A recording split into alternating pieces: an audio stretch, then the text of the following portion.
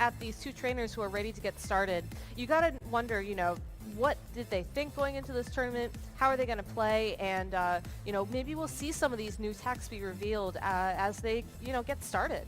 Yeah, this is super exciting. We're actually going to be featuring Daichi Kumabe, a player from Japan who actually was able to top cut the World Championships years ago, I believe, all the way back in, I want to say 2015. And he's been definitely one of the most recognizable players from Japan. And I think Japan is something that we haven't really talked about on the stream yet, but they've sent over, I believe, like around 10 players or so. Some of them who are really, really strong and big names. And Daichi's definitely in the top echelon of players there. He's been playing VGC for years. And really one of my players to follow, especially back in the day, say 2014, 2015. So eager to see what he's brought to this tournament, because I think the Japanese players have really, dominated, especially online play. If you look at the top players at the end of the Battle Stadium rankings, it feels like it's almost always primarily Japanese players, and they always run some definitely interesting sets, especially the players that make it very high up. Yeah, and it's always really fun to see them come out and compete at these international championships, because we don't get to see them outside of the World Championships usually, and their own national championships that are streamed in Japan. So it's always great to get an idea of what that metagame looks like and what they're thinking about for the best of 3 format, because usually, like you mentioned, the online ladder, those games are all played in best of 1, which is really a different format from best of 3 that we're featuring here today. Daichi's opponent is going to be Marco Silva, who is running a pretty interesting team as we, get ready to get into team preview. I really like how we're seeing, like you were saying, the presence of those special attackers alongside of support Pokemon, and how that is going to be such a defining thing here. And to talk about, possible counters to that kind of strategy, as we get the teams on the screen. Daichi will be on the right-hand side, and he's running the Dragapult, Togekiss, Excadrill, Tyranitar, Rotom, Wash, and Dusclops. So like you said, a little bit of follow me there, maybe to stop the fake tears from connecting. But on Marco's side of the field, we're seeing a Duraludon, Whimsicott, Dracovish, Rotom Heat, Sylveon, and Conkeldurr. So some interesting picks from both these trainers. Yeah, the dynamic of this matchup is interesting because for Marco's end, you've got one main means of speed control with Whimsicott and Tailwind, but for Daichi, you've got Tyranitar and Excadrill, and if you just set up the sand, Excadrill is able to pretty much outspeed everything on Marco's end. I think that the combination of Tyranitar and Excadrill is actually really, really deadly for the most part against Marco's team, but Conkeldurr is one Pokemon that counters that duo very, very well. So, for example, if Daichi wants to go with the sand mode with Tyranitar Excadrill, surely he's going to bring Togekiss in the back, one of the best answers to the Conkeldurr. I think Dusclops is the Pokemon that really stands out to me on Daichi's team, because it's not like a hard Trick Room team by any means. You normally see Dusclops on compositions with, say, like Rhyperior or Torkoal, teams that really want to set up Trick Room. So this might be Daichi's answer to opposing Trick Room teams, and it might have some more support-oriented moves, attacks like Will-O-Wisp, for example, to really shut down the opposing side. And both Pokemon, or both trainers actually have Rotom as well, which I think is going to be a neat interaction. I mean, Marco's Rotom is one of the better answers probably against that Togekiss, but it really suffers against the rest of the team, so curious if he ends up bringing that. Of course, we see the common Whimsicott Duraludon duo for Marco's end, but the tricky thing about that duo is it falls pretty easily to Excadrill. All right, well, one Rotom is out on the field already. Daichi leading Togekiss and Rotom Wash against the classic Whimsicott and Duraludon lead on Marco's side of the field. Yeah, so no Excadrill comes out immediately, and Duraludon actually in a pretty comfortable position right now. Often with the duel like this, Whimsicott can go for something like a Tailwind, but can also just opt for a turn 1 Fake Tears, and perhaps a Fake Tears and a Max Steel Spike from Duraludon once Dynamax will just knock out the Togekiss. Rotom is a pretty big threat, I'd say, to Marco's team, but definitely not to Whimsicott and Duraludon. You probably prefer to have it for the Dracovish or the Rotom Heatless in the back. So Rotom kind of in an awkward spot right now. I think Marco's in a prime position to just go for Tailwind or Fake Tears and just start getting big damage off with the Dynamax Duraludon. Well, big damage from a potentially big Pokemon. That Duraludon is going to Dynamax immediately on the field. Going to get access to some extra health points to allow it to stick around for a little bit longer, and all of those insanely powerful max moves. Whimsicott is going for the Fake Tears. No redirection on Daichi's side of the field. Going to drop that Togekiss's special defense by 2 stages. Ooh. Rotom getting a little boost in of its own, going for a nasty plot. Really interesting that the Togekiss didn't go for something like a Follow Me to protect it there. Going to be taking some big damage from this Max Steel Strike from the Dynamax Duraludon, but, you know, with the Battery Berry, nope, it cannot hold on. That is a clean knockout from Marco in turn 1 of this game 1. Yeah, so, you know, pretty safe play for Marco to make there. Togekiss often really don't carry Protect, and in that position, you know, there's more free reign for what you want to go for, but since Duraludon probably a stalwart, if you target Rotom with Max Wormwind, yeah, that could do a lot of damage, but if Togekiss goes for the Follow Me, then the Fake Tears will get redirected into Togekiss, so a little bit safer to maybe just get a knockout. If the Togekiss does not Dynamax there, then as we saw even with Berry Berry, you're able to pick up the knockout.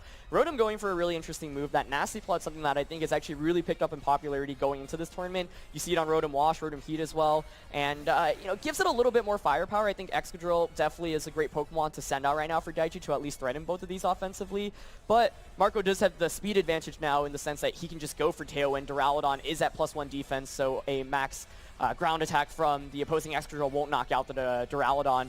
And you could even maybe just go for like Fake Tears and Max Wormwind into Rotom. Like maybe you don't even really need to care about the speed right now because Duraludon still hasn't taken any damage yet. Yeah, I'm curious to see that Nasty Plot from the Rotom Wash because that is a move that you really have to dedicate time to. And I feel like Daichi would not have gone for that move unless he had a specific purpose in mind for it. For now, he is going to start off this turn with Dynamaxing that Rotom Wash, potentially going to try and maybe hold on through a Fake Tears plus an attack from that Duraludon on Marco's side of the field. Whimsicott, though, not going for the Fake Tears, instead going to set up Tailwind to ensure that Duraludon is going to move next onto the field, going for a Max Wormwind, going to make contact with that Rotom, deal a little bit of damage, but more importantly, drop the attack stage of both that Rotom Wash and the Excadrill on Daichi's side of the field. So that Excadrill will no longer be able to deal as much damage with that high horsepower connecting into that Duraludon. It hardly did anything. And Rotom going for a Max Darkness into the Duraludon as well. So just a little bit of damage from Daichi this turn from both of his Pokemon. Putting that Duraludon in knockout range, especially since he was able to drop the special attack stats from both Pokemon on the opposing side of the field. Yeah, a bunch of important reveals here. I mean, we've seen Duraludon, you know, take that Max Darkness pretty well. Duraludon has a pretty low special defense, and it doesn't have a Life Orb, which it often carries, so might be that Assault Vest item on it, which allows it to hang on from that Rotom. Rotom also revealing Leftovers instead of the Citrus Berry that we often see on it, and the Dark Pulse reveal, meaning you're probably running something like Nasty Plot, Dark Pulse, Thunderbolt, and Hydro Pump, so might not have Protect, but like we were talking just before this game, you can Max Guard through Nasty Plot turning into it. Whimsicott going for a Moonblast into that Excadrill, potentially looking to break a Focus Sash that it might be carrying. Duraludon following up with a Max Steel Spike. It will connect. It does not KO, so will manage to boost the defense of that Duraludon and that Whimsicott again by 1 stage each. So really just trying to ensure that these Pokemon are able to hang around on the field through these special effective attacks like the Iron Head onto that Whimsicott. Yeah, it doesn't get the knockout there, but really, really great play by Marco there. You know, Rotom obviously going for the Max Guard, doesn't want to take that Fake Tears Max Wormwind, which should pick up the KO.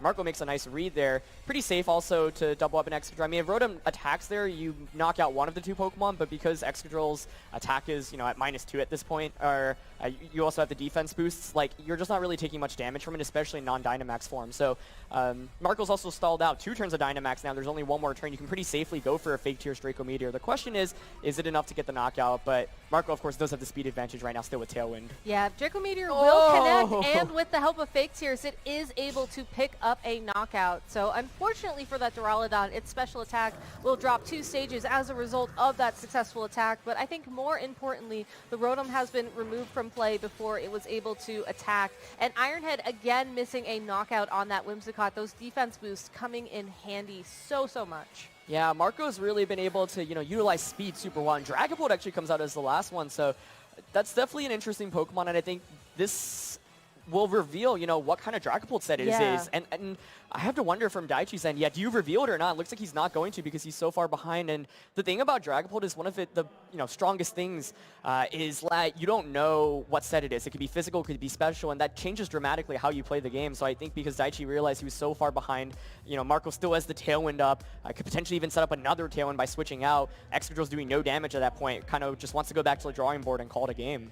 What I find interesting as well is we didn't also get to see the Dragapult's held item. So if that was running something like a Choice Scarf, for example, it's possible we might see Daichi adapt and maybe lead that Pokemon first to try and outspeed even with the presence of a Tailwind from Marco. Yeah, and I think there are a lot of big reveals there.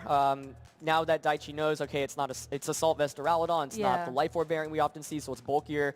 The whole strategy of nasty plotting and then going for Max Darkness doesn't work out too well. Yeah. And I think Heat might want to consider a more Excadrill-centered strategy. If you go with Tyranitar and Excadrill, and your Excadrill is EV to outspeed, for example, Duraludon, especially because this looks like a bulkier Duraludon, maybe you can just trade damage, go for,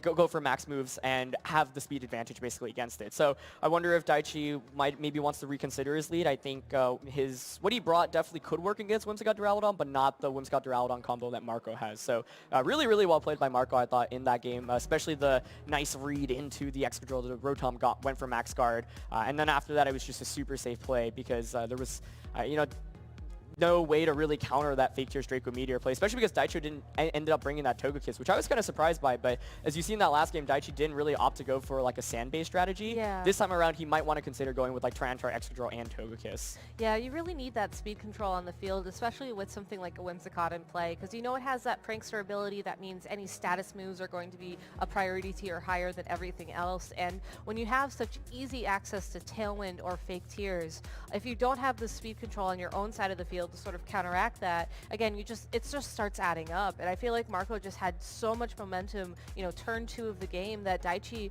was in a really unfortunate spot where even though he had, amazing potential with that Rotom Wash, he just couldn't catch up. Yeah, and I'm wondering, if you're Marco and you're expecting maybe the Sand mode to come out here, perhaps you can still go with Whimsicott Duraludon, but you tech in like Dracovish and the Conkeldurr in the back. Both are pretty good Pokemon to have up against the Sand matchup. Dusclops is certainly a Pokemon worth considering. It does counter the Trick Room, but it is going to be Togekiss Excadrill, one of the most popular pairs in this format. And Whimsicott Duraludon on the field for Marco again. So if Marco made adjustments, I don't think we'll be seeing them as his lead. Yeah. So we know that the Togekiss does have the Babiri Berry, so it should be able to survive just a regular Max Steel Spike, but obviously we know that Whimsicott here has Fake Tears, so you can just go for immediate speed control to, outspeed the Excadrill as well. I really want to see how the Duraludon speed matches up against this Excadrill, because, sometimes we see the interaction where it's max speed Duraludon and Excadrill has like no speed investment, and so Duraludon will actually be able to go first, but we are going to see the Dynamax come out here. And you have to imagine it is going to be that Excadrill just wanting to get access to something like a max move. Yeah. Just because you want that extra damage, and maybe you want the special defense boost as well that something like a Max Quake would give you.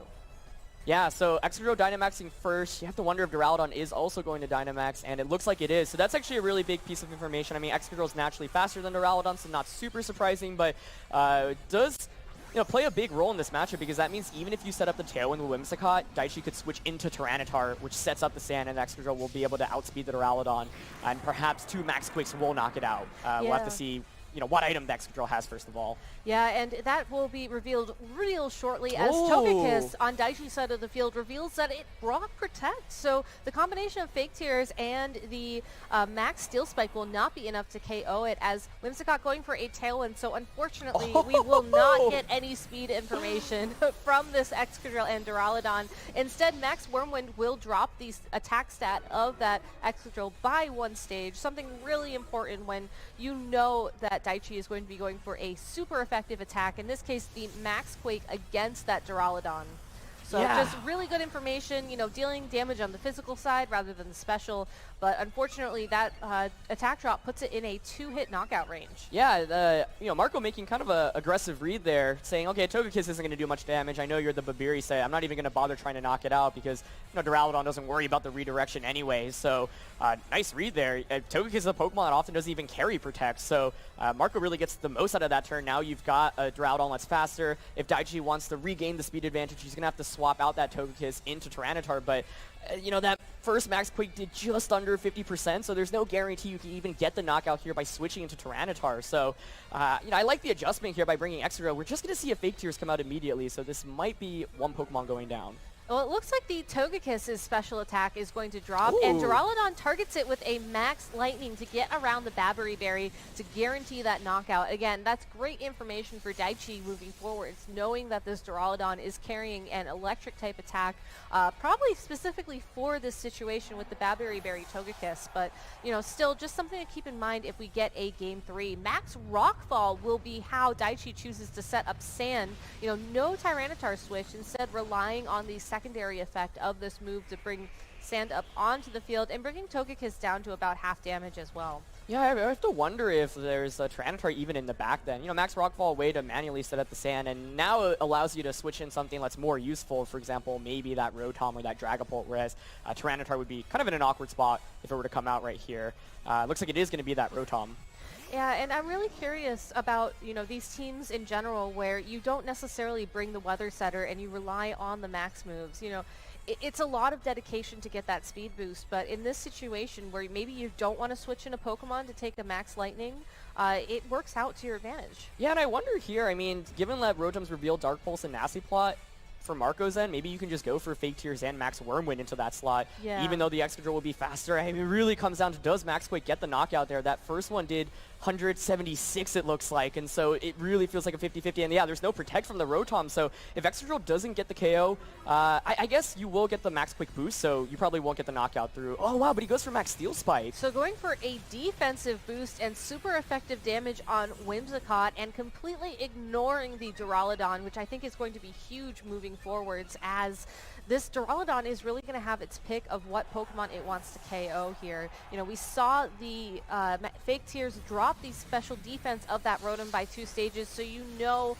Max Wormwind is going to be an easy KO, and I think more importantly, it's going to further lower that Excadrill's attack. Yeah, Excadrill does have increased stages of defense and special defense right now, but I believe it's at -2 attack, and Dynamax is about to end as well, so you know, once again, well played by Marco, especially that turn 1 read. Like, being able to just decrease Excadrill's attack is huge, and Dracovish is out now. It's an excellent Pokemon to bring, and I wanted to actually comment on this because one thing that Daichi did was lead the Togekiss, and so I think that Togekiss is really essential in this matchup for Follow Me, especially for the potential late game Dracovish. But the fact is that now you don't have it anymore. If it is like a Choice Scarf variant, able to maybe just outspeed it depends on if it's max speed Dragapult. If it is, then it can actually still outspeed the Dracovish. So this is still anyone's game. Excadrill's not doing much damage at this point. Dracovish really threatens either of these with a potential knockout, especially depending on his moveset. You still have to worry about Duraludon, you know, maybe getting a big Draco Meteor off here as well. Well, Duraludon is actually removed from the field, revealing Marco's final Pokemon, which is going to be that Conkeldurr, going to deal a ton of damage to this Excadrill. So Protect from Excadrill, keeping it safe, but Dracovish making the correct call and picking up an easy knockout onto that Dragapult with a crunch, outspeeding it as well. So that is game, I think, for Marco. He should be pretty easy to clean up that Excadrill at this point. Yeah, and you know, Tailwind was more importantly still up there, so Dragapult not being able to outspeed just naturally there. And the fact that it didn't Protect makes me think perhaps it was a Choice variant. We often see something like Choice Specs or Choice Scarf on Dragapult. So very, very well played by Marco, I think, throughout this entire set. Just stuck to Whimsicott Duraludon and played phenomenally with it. I think like his plays were pretty much perfect in both sets. Yeah, I really love how he didn't adjust his lead in game 2. He just maybe went for a couple adjustments in the back of his Pokemon, just because that combination of Whimsicott and Duraludon, you're right, it's very scary. Your opponent is essentially forced to sort of, you know, play around it and play around the fact that they're looking at a 1 knockout per turn potentially. Yeah, and I think one thing that could have made a big difference in this set is if Daichi just leads the Tyranitar Excadrill, which I was thinking maybe would be a good idea against Whimsicott Duraludon. Sure, that's weak to Conkeldurr and Dracovish, but the thing with that lead is even if the Whimsicott sets up the Tailwind, then your Excadrill is still going to be faster, and just getting that first Max Quake off before getting like a defense boost from, you know, Max Steel Spike or an attack decrease from Max Wormwind makes a big difference in the dynamic of the matchup, because you saw that first Max Quake, even at -1 attack, did just under 50%. So if you're able to get that first Max Quake off, you put Duraludon at, you know, around like 30-40%, then even after the attack drop, you can get the knockout. So I think like Daichi needed to conserve Togekiss, because I think like Conkeldurr and Dracovish very often we're going to be in the back for Marco there. And I mean, really great read on that first turn too, to just ignore the Togekiss double up into the Excadrill. A pretty safe play as well, because you can't really redirect the Max Wormwind there. You'll get the Tailwind off, so the only way Daichi can counter that is if you're switching Togekiss out into Tyranitar, or maybe going for a Yawn if you have it on the Togekiss. But I think Marco shows the strength of Whimsicott Duraludon. There's a reason why that duo was able to win the last regional championship, and really masterfully played. He made some really nice reads as well. I think, the end game there, Crunch is always the correct play into the Dragapult because Excadrill is at -2 attack, so it's not really going to do any damage to the fish. Yeah. And then you're switching Conkeldurr there, which makes a lot of sense as well. Crunch is super safe. Into Dragapult, you bring out Conkeldurr, which then threatens the Excadrill with Mach Punch. So I like the decision there to switch out just to play it safe there. It covers all your bases, basically. If the Dragapult protects, then now you have Conkeldurr, which is threatening out the Excadrill, and once you knock it out, it's probably a 2v1 against the Dragapult. So Marco just really covering all his bases. Yeah, honestly, I was expecting to see the Excadrill maybe go for something like a Rock Slide towards the end of those turns, just because, when you don't have that many options, sometimes you have to roll for those flinches. And I think that while it might not have necessarily opened up a win condition at that point in time, it would have maybe given a little bit of flexibility, but still just a really hard spot to be in, given how, again, powerful that Whimsicott Duraludon combination is. Yeah, and I think that's a really, really good point, because in that position, if you Rock Slide, maybe you get the flinch, and Dragapult can at least knock out the Dracovish, and then you force the 2v2. And maybe if, for example, Mach Punch doesn't knock out Excadrill, it's still going to be tough. We didn't figure out what Conkeldurr set that was as well. And Conkeldurr can often 2v1 in that position because Excadrill's literally doing no damage. So then the question is, are you carrying an attack where you can knock out the Dragapult before that KOs you, especially if it's at -2 special attack from perhaps a Draco Meteor onto the Dracovish. But no Rock Slide, like you said. Crunch just comes out and cleanly wins the game for Marco. So yeah, I really like seeing the Dracovish on the team there, though, because it's a Pokemon that I think got a lot of attention, especially earlier on in the format, and I think it can still be really good, but earlier on in the format, it felt like players were leaning towards leading with it, for example, often just pairing it with Tailwind, but you can see just how strong it can be if you keep it in the back, especially if you bring it out when you still have 1 or 2 more turns of Tailwind, because then you literally outspeed everything, can just get a one-hit KO with either Fish's Rend or one of your coverage moves. Yeah, well, Marco is on stage ready for an interview with Rosemary, so